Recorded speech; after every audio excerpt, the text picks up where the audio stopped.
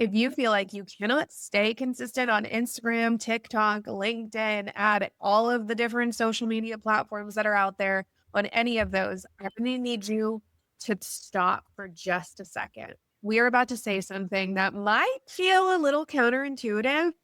You do not have a content creation problem. You do not lack discipline. You are not uncreative. You are not lazy, and you are not behind. Amen. You don't have a content creation problem. You have a content system problem. And today we are going to help you fix that.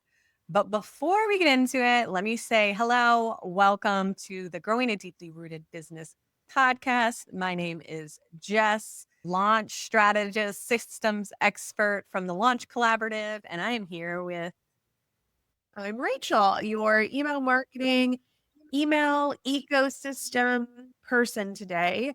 And we're going to talk about the three beliefs about content that I think everybody treats as gospel truths, which is like belief that you have to keep jumping onto this like treadmill, this content hamster wheel. You have to be feeling guilty that you didn't post enough this past week and that you need to turn it up a little bit.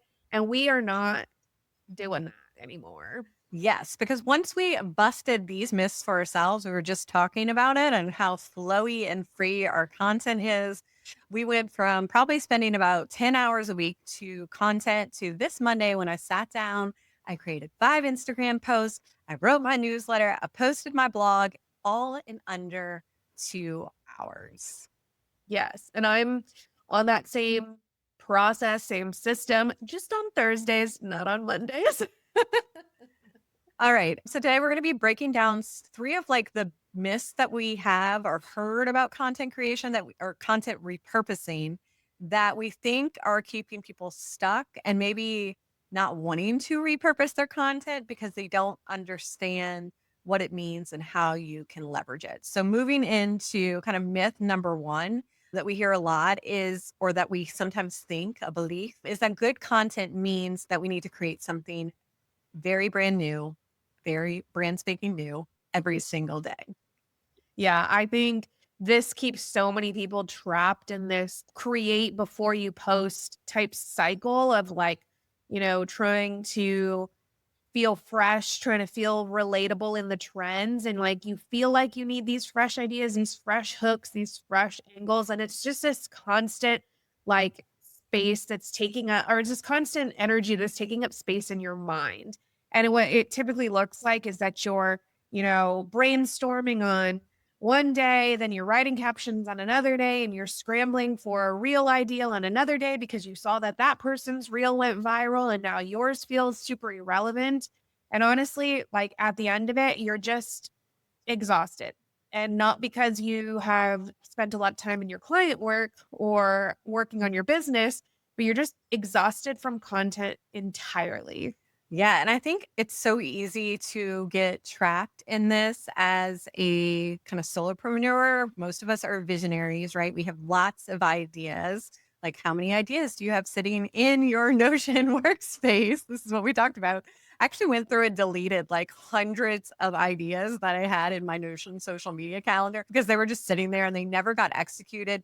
I think there's a difference between an idea, a good idea for a post, and a strategic post that you need to be posting right now that's going to help you meet your business goals. Because I have tons of ideas of fun posts, but if I'm just creating just to create them, then I'm just wasting a lot of time and I'm probably not making a lot of money and I'm jumping. And like, this is literally how I used to create content, is like jump from one topic to the next. And my audience was probably like, I don't even know what you do or what you're selling because you're kind of everywhere. So I think when you are repurposing your content, you're not recycling, you are reinforcing. And it's not being lazy, it's really about being intentional and giving your message a time and space and the repetition that it needs to actually land with your potential clients. Yeah. So I think that the truth that really changed everything for us is like really rooting in the fact that like the best content gets said multiple times in many, many different ways. And like our audiences aren't sitting here being like, oh, give me the next like brand new idea and like tell me what's like mind blowing here. Well, and I think this is also important to note. They are not sitting there keeping a log of being like, oh my gosh, Rachel talked about segmentation again. Jess is talking about quizzes again. They're not doing that. Yes, yes. And I know we love the stats so much, right? How many times does it take people to like take action? 30 times, 26 to 30 times. I think I make the number bigger every time, but it probably does go up because the world's getting noisier every single day. But you need to be repeating yourself for things to actually land. You need to give your content time and space to actually land. You can't talk about something for 1 week and expect it to get through to all of your audience, especially if you're posting on social media, because not all of your audience is seeing all of that. Okay. So moving in to belief number 2, repurposing is just copying and pasting. No, it is not. This is why I think most people try to repurpose, but it like flops or they get like blocked and then they just kind of give up entirely. I think it's something that like, you try to take a clip and like we've been guilty of this, right? Like with the podcast, like we'll clip the podcast and we'll try to put it on as many platforms as possible and then be like, oh my gosh, we're stuck in TikTok 300 jail. And like that doesn't tell me that repurposing doesn't work. It just tells me that like, oh, we need to optimize for the platform. We just did a lazy duplication effort. We did not repurpose properly. So Yeah. thoughts. Yeah. I mean, I think it's not about lazy duplication, it's about strategic multiplication because every platform is going to have a different language, a different culture, a different set of algorithmic rules. Instagram is going to want your hook in the first 3 seconds. LinkedIn is kind of one like they like longer posts. Like every platform is specific. I know this because I'm doing a lot of research right now on what works best on every different platform because I'm building you guys a cool or little tool and making sure that I have the right information on what needs to go where. But every platform has different things, and the audiences on different platforms are going to respond differently. And every platform almost has like a different purpose within your business. Like TikTok is much more like a visibility tool than what you're going to share on your Instagram stories, for example. Yeah, and I think when we're talking about this like multiplying content, remove the idea of that it's just copying it and use what Jess just said in the sense that we are translating it to speak the language of that platform and specifically of the algorithm that we're in. So if we're talking about taking a core idea from like a podcast episode, maybe it's about like decision fatigue and why content feels so hard. You can then ask yourself, like, well, how does this work for like a 60-second reel? Like, what hook is going to be the most effective to stop the scroll? And like, then how do we translate this for carousels? And like, what are the like step by steps? And like, I have a perfect example for you guys because I do have this is a system I live and breathe in my own business, and that has been working for me for a couple of months consistently now. So I'm going to break down for you one of my examples. So I have a blog post called The 4 Hidden Profits in Your Existing Email List, talking about like all of the different like gold mines that exist in your email list. That's one blog or a podcast or something that is super long form. Then I can break it into a reel that says, your list is a gold mine. Here's where to dig. And it's one of those things where you can just like read in the caption and it's just B-roll, but it's a good hook. Then you can translate that to a carousel that says 4 overlooked ways your email list can pay you more. Swipe, swipe, swipe through all of that. You can then translate that to a case study that can be highlighted on LinkedIn. Like there's so many ways that you can take those specific one core idea and trickle it into different formats that are so much more effective than sitting there and saying like, I need now create a new reel for this week. I need to create a new carousel for this week. I will never go back to the old ways. Yeah. I mean, doesn't it feel like such mentally lighter on your content creation Yes. days where you're just trying to come up with like one different idea and then all you have to do is think about it or use a little help from AI to help you repackage it in a way that's good for social media. But like it's such a lighter lift. And it's also, like we said in that first point, giving your message the time and space that it needs to land and resonate with your customer because they're hearing it over and over and over again. And by the end of the week, maybe they've seen it 3 times from you, but guess what? It's stuck. And they know that this is what you're passionate about, or this is a fact from you, or whatever it may be. It's going to get stickier the more that they hear it. Yeah, definitely. So then I think moving into myth number 3 is my audience will get tired of hearing the same thing.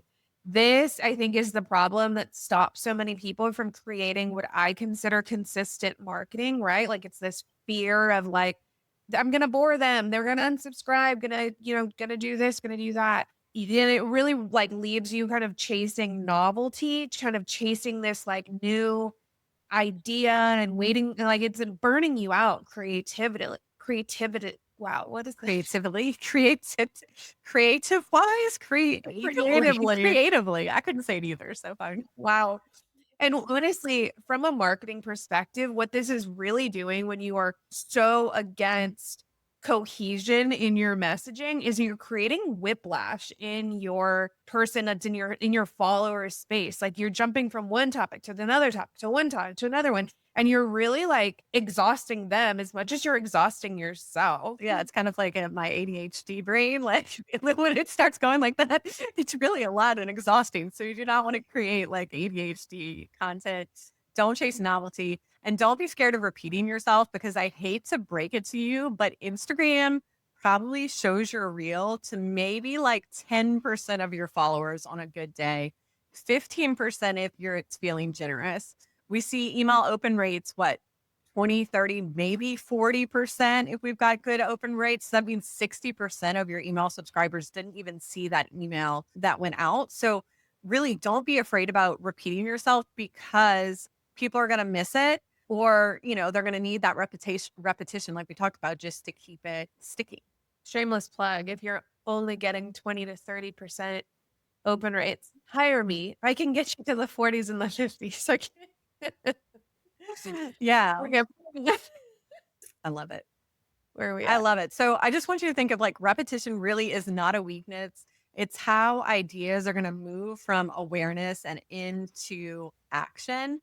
So you're going to make it possible. Again, the more you repeat yourself, the better. It's not a bad thing. It's a good thing because your message is going to be allowed to reach the most amount of people. And all of this, you're going to get the most amount of ROI for your thinking, content creation day. Totally. So, all in all, your audience is not tired of hearing from you. Truthfully, they're barely hearing from you at all. I want to use one of the examples like Brene Brown. She has been talking about the same thing consistently for years. And every single time you hear one of her messages, you still get that little message, the little feeling in your heart like, oh, yes. And that's what we're trying to do from our audience is they're not feeling bored by your message. They're going to continuously be inspired by your message. So really the real shift is instead of asking yourself, what should I create this week, which is exhausting, gives me content anxiety over the weekend, and assumes that you need to start from complete scratch every 7 days. I want you to start asking yourself, what is the one thing that I can create that can multiply into a week's worth or maybe weeks of content? Like this podcast that you're listening to right now. We record it once and we go back and our podcast editor breaks it down into 4 to 5 different things. It goes onto both of our websites. I've got some zaps in the background that are creating LinkedIn posts and Facebook posts. And then we're also taking these and chunking them down when they are relevant to our own business to reuse in our real business. So this 1 hour that we spend every Friday recording, it's not even an hour sometimes, it's 20 minutes. It really multiplies into enough content where we don't have to create new. And ever since I've shifted from doing this to just being okay with just reusing things, now I'm like going back even further in the podcast. I'm like, oh, I'm selling a launch product right now. Me and Rachel have 15 different episodes on launches instead of trying to find the time as a busy mom to like get dressed, do my hair and makeup, sit in front of a screen, record. I just go back to an old launch episode, find some things that would be very resonating with what I'm trying to do and say this week and put it in there. And it's not lazy, it's just smart. Yeah, exactly. And the best part is that not only does it save you time, but like repurposing some of your best content makes your message even stronger, right? Like it really just like makes it sticky within your audience. So just if you're walking away with one thing, you're not diluting your messaging, you are amplifying it across the board when you repurpose some of the best stuff so it's cohesive and consistent across your audience. Okay. So I know what you might be thinking. This makes sense. Totally see the logic, but actually doing this every week sounds like a lot of work. And you're right, because it was at first. But then Rachel and I put our genius minds together and we figured out the Content Waterfall Method, which was the strategy that we used to break down one anchor piece of content into 30 different pieces of content and how to do it kind of in a strategic flow and set up all the systems around it so that it's taking us at least amount of time as possible. And that is why we have the 1 hour content system, which runs on Notion and AI. And you can go purchase that right now if you want to. But we have something bigger, better coming to you as soon as I finish. No, it's still like no, it'll be here before Thanksgiving. Because what we were still seeing is that we were having to jump from app to app to app. It still was quite a little bit of a process. So we're building a tool, a fun little tool where you can upload your podcast episode, your YouTube, paste in your blog. And what it's going to do is break it down into about 30 different formats, whether that be carousel, reels, clips that you can record. It'll give you scripts, quotes, Pinterest pins. And these are all, it's using AI, but they're expertly crafted prompts that we've spent a year now tweaking and refining to make sure that they're giving us the output that is going to help us make a big impact wherever you show up. So then once you get your formats, then what we're going to do is allow you to put it into all the different platforms. And we know that every different platform likes a different kind of caption, has a different number of characters of captions. So again, expertly crafted prompts for each specific platform where you just hit generate, schedule, publish, and wham bam, you have went from one hero piece of content to 30 pieces of content. Literally, you can do it in about 10 minutes. Yeah, it's And phenomenal. if everything works out accordingly, you'll be able to schedule from this platform as well. If not, if some people do prefer to post individually on their platform, it'll be in an app where you can download the content and grab your copy and paste your caption into whatever platform you want it in. But we're building the system that we needed and that we wanted. We're not like an app developer. We're like, it would be really awesome if something could do this. And then Lovable came along and it's like, oh, we can actually build what we want it to be. So super excited about it. We're going to put a wait list up. If you want to get on the wait list, just subscribe to our email list if we don't have a wait list up yet, because we'll definitely be telling those people. But we'll put a wait list up. I'm super excited about it. I showed her the first version. She's like, this is confusing. So gave me some feedback. We went back and like redid the whole entire thing. She was really excited about it when I showed her version 2.0. And right now I'm just kind of working through testing everything, making sure all the bugs are out before we launch it to the world. So if you're in the mindset like, yes, Jess, yes, Rachel, I need to content repurpose my stuff, but you don't want to be switching between 8 different platforms, writing so many different variations, copying, pasting, like rebuilding all of your different workflows to really embrace this repurposing, this is what you need. I'm telling you, it's beautiful. So one of those things that I think is just like saving so much time is that like you can do repurposing on your own, and sure, it will take you 2 hours. This hour, 1 hour tops, like guaranteed. And I think we're going to do a whole episode on this, but the one other thing that I think makes this stand out for me, or this whole repurposing stuff, is that people can spot AI content from a mile away. So our system is built on the foundation of you first content. So Rachel and I record this. It is not AI writing it for us. These are the words that are actually coming out of our mouth. And then this system takes our words, takes our voice, takes our style, merges that with those expert prompts. And then you get captions, posts that still sound like you, even though you've used AI to kind of help speed up the process a little bit. So, enough about that. Do you want to kind of recap our 3 beliefs that we busted today, Rachel? Yes. So, myth number one is good content means creating something new every single day. And we need to just completely release this idea from our head because repetition is key. Repetition is what makes our message sticky for our audience. Look at Brene Brown. Look at the guy that wrote Atomic Habits. He was talking about that for years before his book came out. Really just like look at all of your favorite people. They're saying the same thing and it's not being redundant, it's being a leader. So then myth number two is repurposing is just copying and pasting. That is false. Repurposing is translating to the language of the platform that you're like moving it to so that it can thrive and be optimized for that area. So obviously creating the strategy in place to do that is key, but really understanding that you're not repeating yourself. You're just translating and speaking the language of the platform that you're showing up on. And then myth number three is that your audience will get tired of hearing the same thing. And that is just not true. Your audience is not seeing close to nearly 90% of anything you post. Like they're seeing just a sliver of what you're saying. So making sure that you are being repetitive in a way that is strategic and intentional so that people can see these messages as they come up, as you come up on their feed and their inbox or whatever it may be. All right. So if you're excited about the Content Flow Studio, which is the official name of the app, let us know on Instagram. Send us a DM. We are going to be looking for 3 to 5 beta testers. So if you're interested in being one of our testers, we want to hear from you. If this helps shift some of your beliefs and you're ready to content repurpose, we want to know. And as always, if you could share this with a biz bestie, we would be forever grateful if you enjoyed it. Make sure you like, comment, subscribe, do all of the things. And until next week, we're rooting for you.